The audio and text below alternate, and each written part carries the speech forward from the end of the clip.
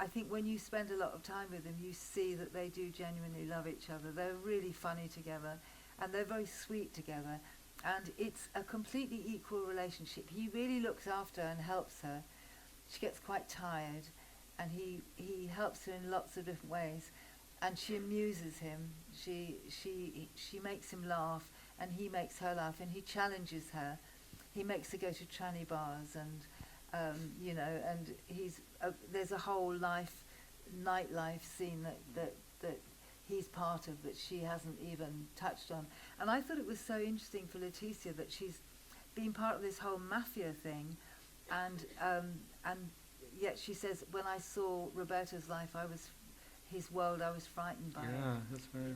And I thought that was, and I think it's such a testament to her that she's thrown herself in it. And I mean, whenever we've been to festivals together, she always wants to meet people that are living lives differently or challenging their sexuality, or, she's really interested in all of that. And I love her for that, I mean, it must have been terrifying. When did she first see the film, and what was that like? That was.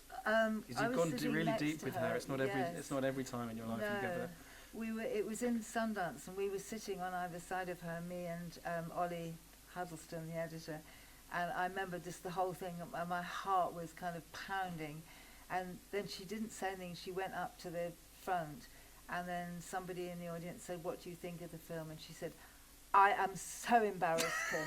She said, "I didn't think you'd put all that in and all this." She said, "But I like it." What upset her about it? What didn't she like? Well, scenes like, her as a young woman in the field, and then saying I had 20, 30, 50 men. I mean, it's true, but it's probably embarrassed her. I don't know. I think a lot of it embarrassed her. I think she finds it really hard to look at her pictures.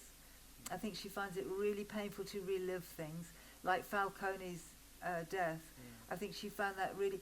And I just looking at these photos now, I can't help but feeling, that anyone who takes photos of atrocities or really painful things, and I know Don McCullen's written about it, there's all these mixed emotions of that, having to be that detached from it in order to take a good photograph, and at the same time feeling something very powerful about the person that you're taking the picture of. Do you know what I mean?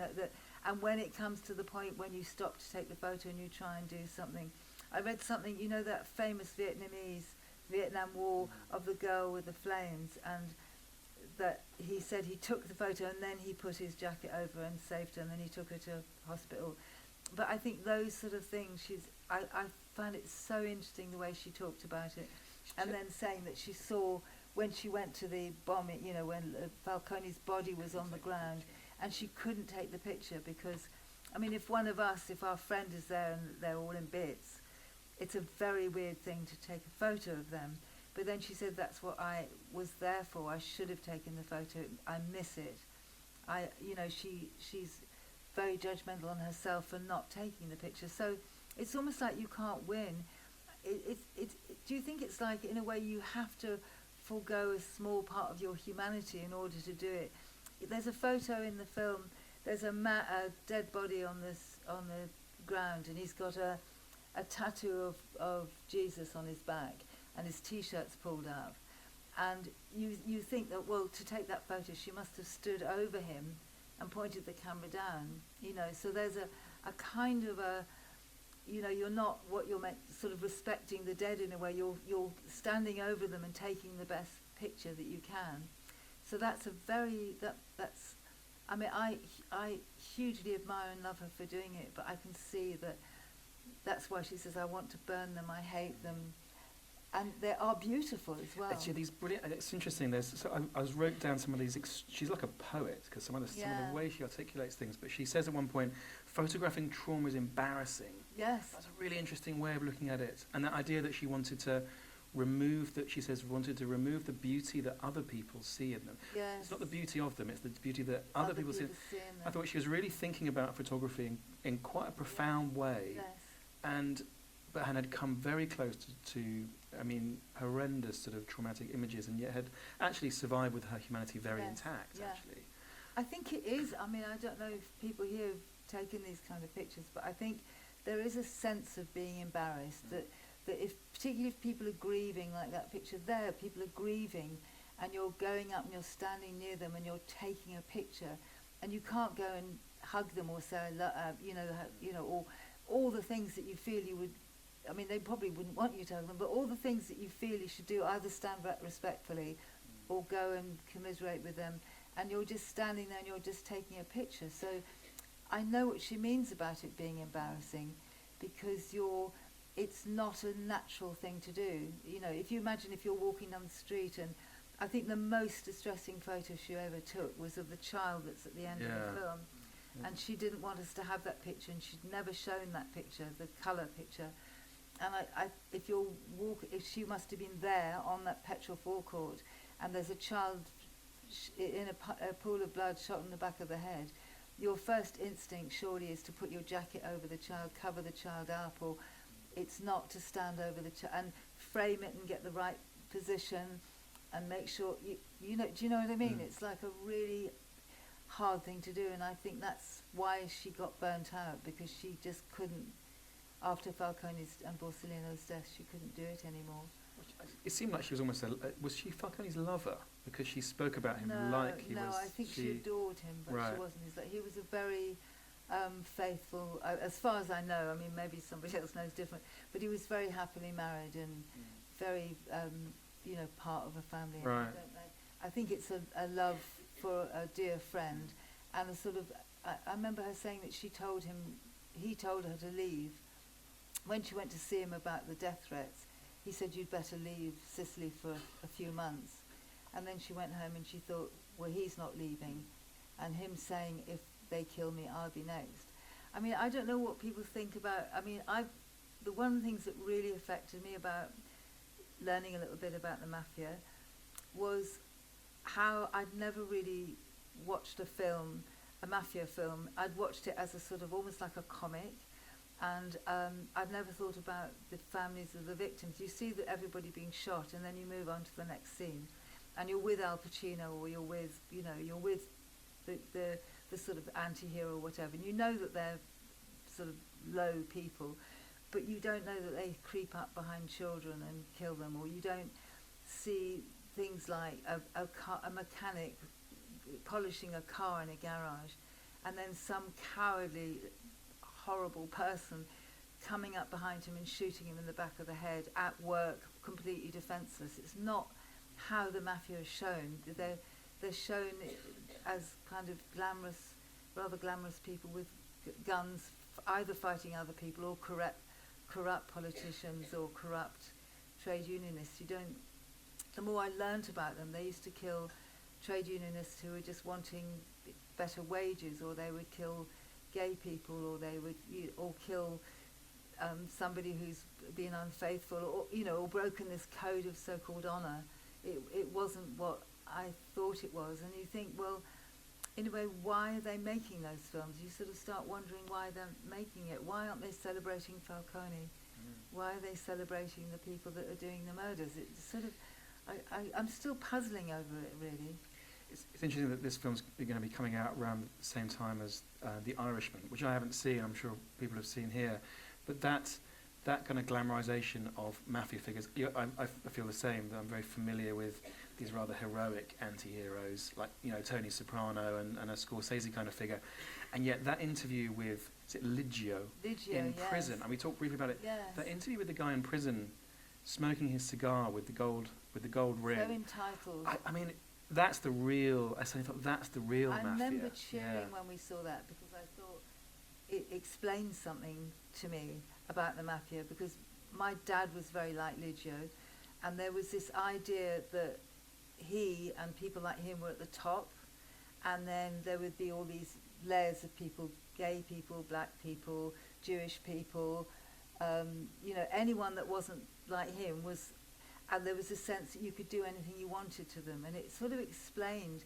that if you think you're a man of honour and you're better than them, you can then do things to people and justify it to yourself, because he says it's worse for the murderers than it is Yeah, for the amazing line that. which I think is extraordinary. Yeah. And there's this sense of morality, that it's a moral thing. And I remember there was a little article I read in the Guardian the other day about Scorsese, and it was an interview about The Irishman, and somebody said to him, "Oh, did you watch The Sopranos?" Seeing if he'd seen other depictions of the mafia. And he said, "Oh, I was really shocked." He said, "They were sitting at dinner and they were swearing in front of the daughters, the wife and daughters, they were swearing in front of the wife and daughters." He said, "I couldn't put up with that. I wouldn't watch something like that, because it was somehow," whereas they're doing these really terrible things, and that's somehow not as bad as swearing in front of people. I mean, I thought it was a joke at first, but it was that he didn't want to. Scorsese didn't want to witness the swearing, or he didn't feel that they would. He felt it was a kind of demeaning film, Right. because they were behaving badly in front of the Right. wife and daughters. And there is this sort of whole thing of women being, very silent. Apparently, Yes. in The Irishman, apparently, there's women hardly speak. Apparently. really. I'm dying to see it. I haven't seen it yet. And the other thing, I'm sure there's questions in the room, but the other thing that I wanted to ask you was that I was very surprised by how moving I found it. For a film about the mafia, I couldn't quite work out why it sort of crept into my dreams last night, and I felt I sort of slightly fell in love with her in all sorts of different I ways. love her too. And then I watched it again today, and I think that what struck me is that in the way the title of it and the whole framing of it is slightly misleading. It didn't come away from it. I didn't really feel this was a film about the mafia.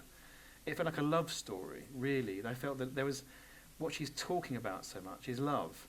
And I know you've caught her at a very loved up moment with her new Yes. boyfriend, but she talks about falling in love with these young men in her youth, about falling in love with photography, falling in love with her society almost, fighting for it.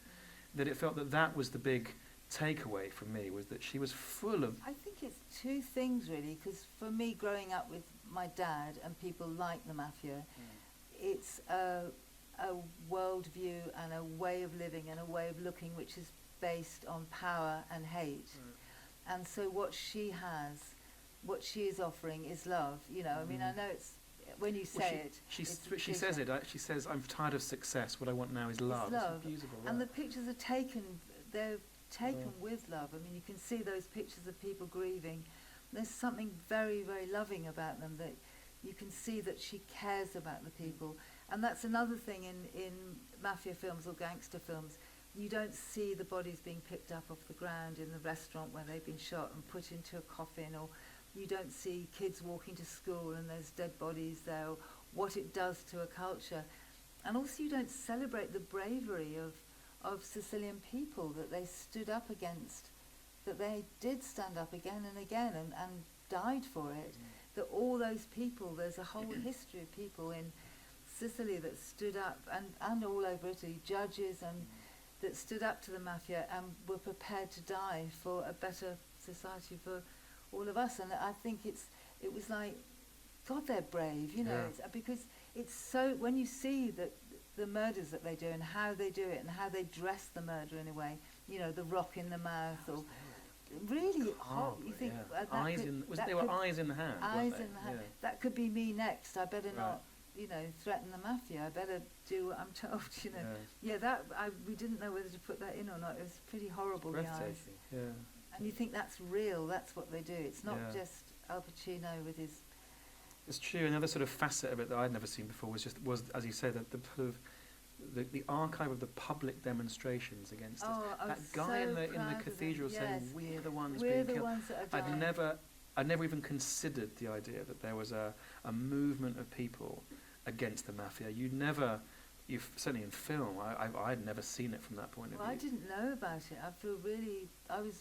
The more I learnt about Falcone, I thought, why haven't we heard of Falcone? What a man, yeah. I sort of, the film kept bagging out in different directions. At one point, there was sort of half an hour of Falcone in it, Right. because we fell in love with Falcone and Borsellino, and it's like you want to be, you want to do justice to them, but at the same time, you have to sort of make a film that kind of holds together. It's and there's a wonderful scene actually in the Maxi trials where Buscetta, you know, the informer, we sort of fell in love with him as well because it's such an interesting story. And Riina comes in and he says to Buscetta, I'm not talking to you. It's this moral thing again. You're immoral, and that's because he's left his wife and he's got a new wife in Brazil. And Riina goes, and Buscetta goes, you're calling me immoral, Buscetta. You've killed most of my family, and you're calling me immoral. And that whole thing of morality is so interesting. You know that like with my dad, you know, we couldn't talk to people at the bus stop, and everybody, you know, we had to just be with a certain sort of person. At the same time, he was so full of hate, you know, that it's a worldview based on hate, and I suppose that's what we wanted to show and put it beside Letizia's way of being, which is so open and loving and vulnerable, really. Right. Yeah. It's definitely not. So basically, it's about your dad, isn't it? This film? Well, Liggio, when I saw Liggio, I thought he looks... Even with the little... My dad had that same ring. There is time for just for some questions or points. There's a microphone that's going round from Olly at the back. There's a chap at the back there in the glasses. Thank you. Thank you, first of all, for a fantastic film. Really enjoyed it, if that's the right thing to say. You ended up with an interesting balance between a biopic about Letizia and a film about the mafia, and I just wondered whether that ended up as you intended when you started, or whether the film was expected to be more about the mafia and then you found you got such an amazing central character, or vice versa. It was absolute torture. I mean, I think that was what was hard, because the more we found out about what had happened, you know, as Buscetta, Riina, I mean, at one point, the more we learned about Riina, you know, and then Provenzano, and then there was other stories as well that we wanted to put in, and so occasionally the film would be like 4 hours long, because it would have 2 hours of mafia in it, and then we'd have to cut them with fabulous scenes in the maxi trials of them complaining that the mozzarella was too wet. I still mourn that scene. You know, they're in their cages and they're going, the sandwiches are no good, the mozzarella's too wet. You know, and you think, you're so entitled, you know, that. And then Letizia says it so well, that, you know, how entitled they were and how arrogant they were.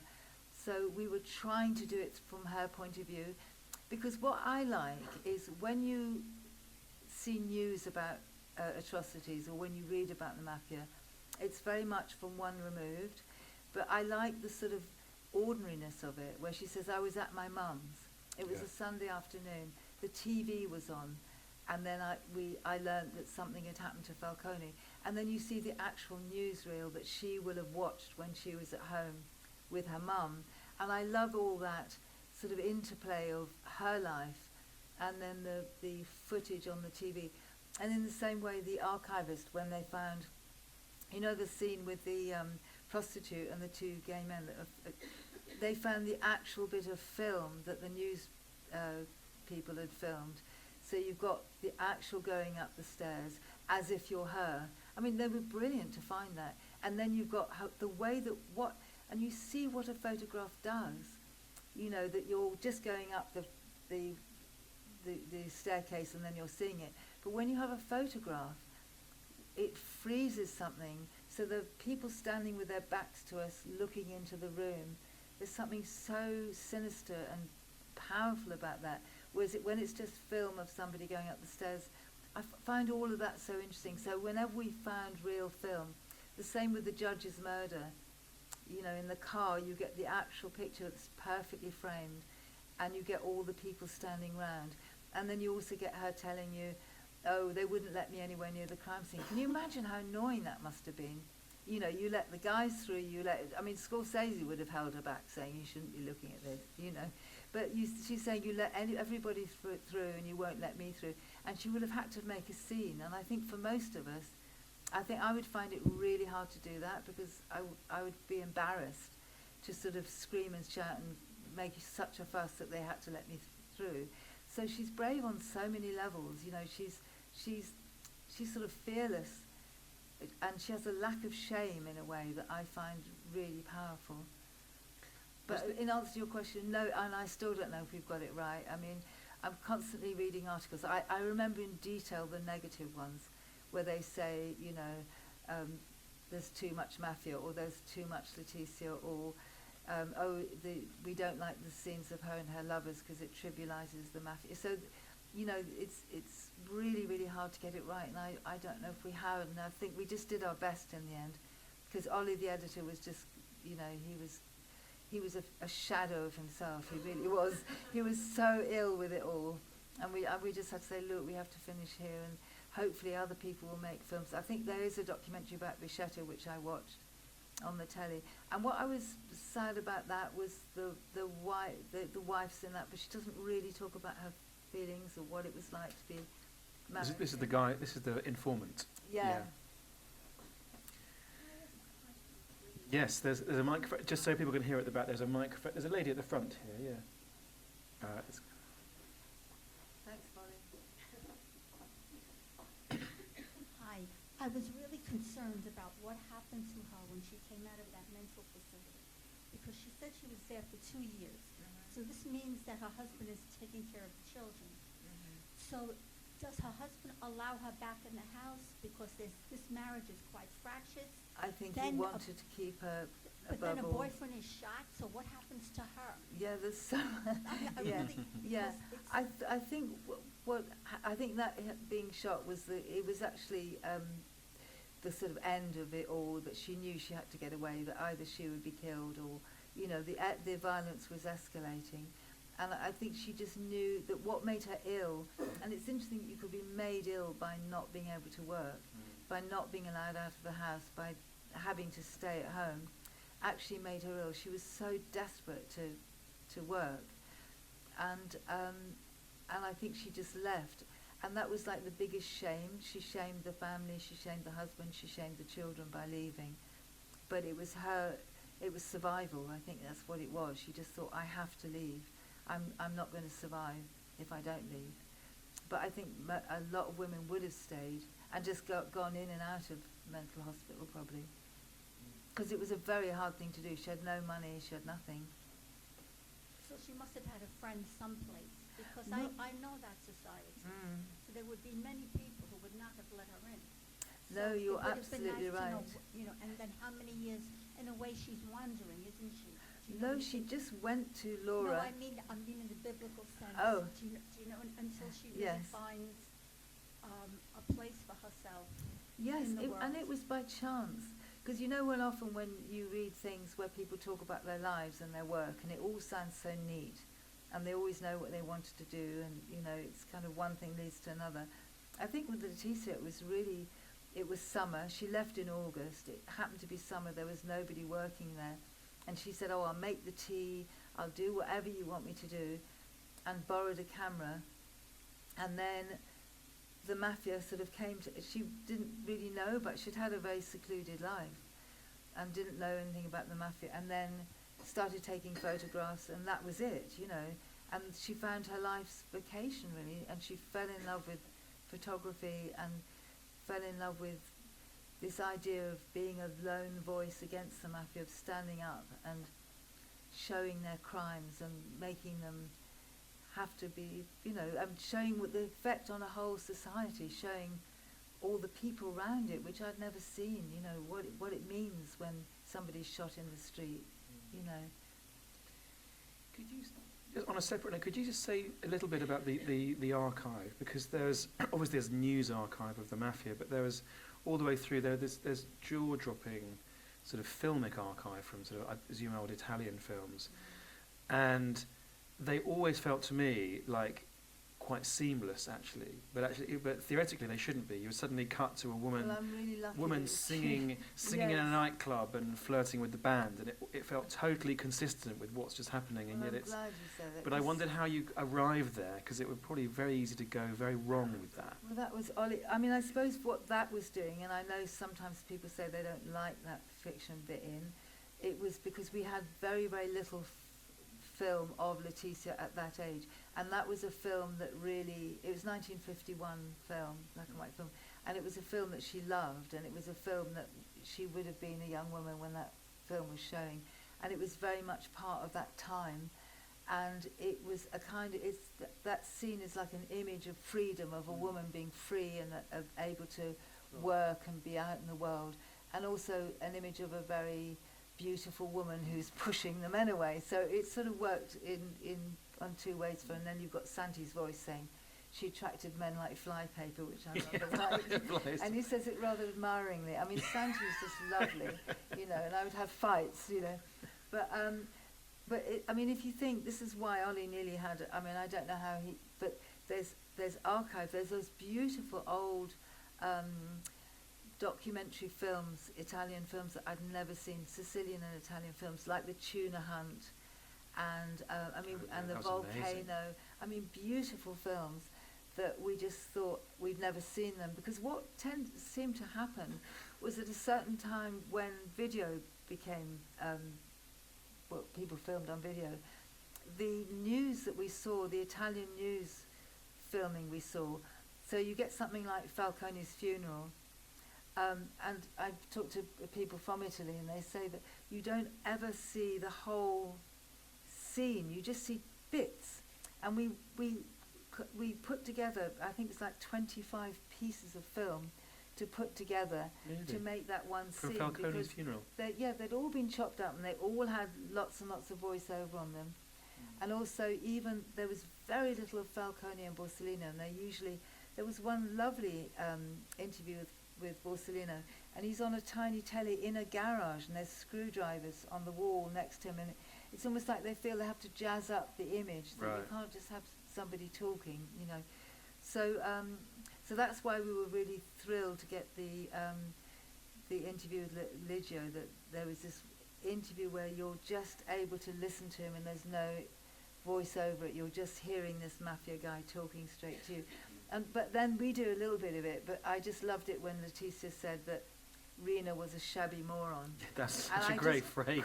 There's a real giggle in here when that happened, actually. It was, because I loved it, because I thought we've had decades of Rena characters being glamorous Italians in great suits, you know, and she calls him a shabby moron, and he's so ridiculous. Like when the judge says, "Have you heard of the mafia?" and he said, "Oh, I don't associate with criminals." "No, I asked you, have you heard of them?" "Oh no, I haven't heard of them." So it's like he's not the brightest of, but it's this cunning that he has, really. Right. Yes, there's a gentleman. No, I can't quite see. There's someone at the back. Gender neutral. Thank you.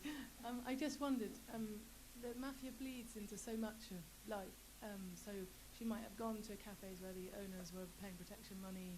Did it feel to you like there was a big division in her life, that there were those who were very against the mafia, or did she have friends who were heavily compromised or whose families were frightened? Yes, she did. Family members that were heavily compromised.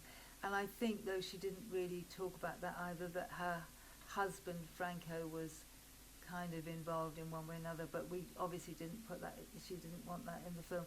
And I know one of her daughters is. So it's all, I think when you're in Sicily, you're either on one side or the other. And when we were making the film, I did notice that, and you thought, actually, you could walk through Palermo and not be aware of it. There are little stickers in the windows of cafes and restaurants, and they say, "We don't pay protection money." And you think, you brave people, you know, we know what that means, and that's so brave, and that this is all still going on, and people are standing up still, you know. So I think it's sort of it's everywhere. It's not just, Letizia, I mean, if she was here now, she'd be yelling her head off about how they're part of everything, and, you know, how, I mean, we've seen with you know, Boris, that the corrupt is, it's how, you know, and Andrew, Prince Andrew, oh, well, he's a friend of mine, he gave me good contacts, the way he's talking about it, but I didn't notice the young woman who gave me a foot massage. That whole thing of, you know, of corruption and entitlement and money and all of that, it also made me think, because you read all these articles about people that are caught for trafficking women, and they have women that they sort of lure over with jobs from Poland, and they then lock them up in a house, and they have these desperate lives as sort of sex slaves. And I think they're such like Liggio, you don't think they're human. The way you make yourself feel all right, you think you're better than them, you're entitled somehow. It's all about entitlement. You're entitled to do this to these people either they're Polish and you're not, or I don't know, but you have to have your own narrative, which makes it acceptable, because, you know, and then you go back to your own family, because all those people must have daughters and wives and sisters, but you form a narrative, and that's what the Men of Honor thing, it's a bogus narrative that they've made that people bought into, and I suppose still buy into, and want to be like them, you know. So that's why we put, you know, you scruffy moron in, because we just thought, come on, you know, he's a nasty little cowardly man, and he you know, he strangled people in there. He did this thing where he invited all these people to dinner, and then he would take them one by one into the garden and strangle them one by one, you know. So, I mean, we got so caught up with all, and dipping people in vats of acid so that their bodies wouldn't be found. You know, we got into all of that, and then we thought, no, we've got to just be really disciplined, and maybe the photo of the child is enough. You can't go lower than that. Just show that they've killed a child, because the child's seen the father killed, and then you just go up behind the child and you kill the child. I mean, in my mind, there's no way back from that, you know, that you could do that and still call yourself Men of Honor. I you know. Yes, that's it.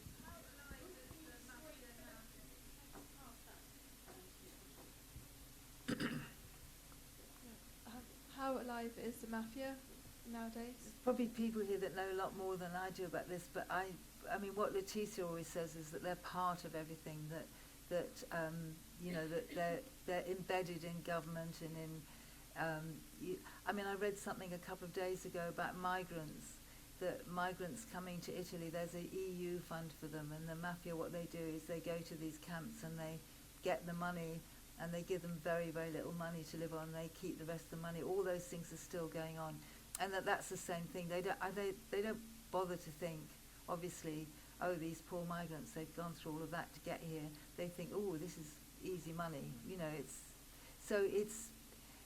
I think, I mean, people probably know more, but they're everywhere now. It's organised crime, and we've got it here with getting little kids to sell drugs on the streets, and you know, all the different levels of it everywhere. So, did you feel their eyes on you as you were making the film? I suppose if I did, wouldn't even sort of think about it, because I think when you're filming somebody and their whole life has been in danger, and they've faced down threat all their lives, and you're going for measly little 3 or 4 weeks, you know, it's not really something that you even, you know. And I think she is scared of the film in many ways. I mean, she's really proud that it's out, but I think she is frightened of it. And I think because they will have liked a lot of her photos, but they won't have liked the photo of the child, and they won't like the way she talks about them, because she's wonderful. She's completely uncompromising. The way she talks about the mafia is with such disdain, you know. She doesn't bother to be angry with them. She just despises them, and I think that's the best way of talking about them. Why would the mafia have liked what would they have liked in her photographs? Well, I think her photos were always on the front page of Laura newspaper, and if you think about what their killings were and the way they were so public, and the way often that the bodies would be dressed in a certain way, so like you saw the one with a rock in the mouth, and that's meant to mean that guy spoke, he broke the code of silence, or they will have a cactus under what their was that ear. about? I mean, they're all messages, Right. you know.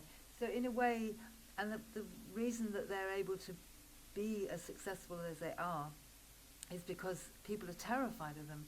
You saw the scene where she takes the photos to Corleone, and she said that people look at the photos for a minute, and then they were too frightened to actually look at the pictures.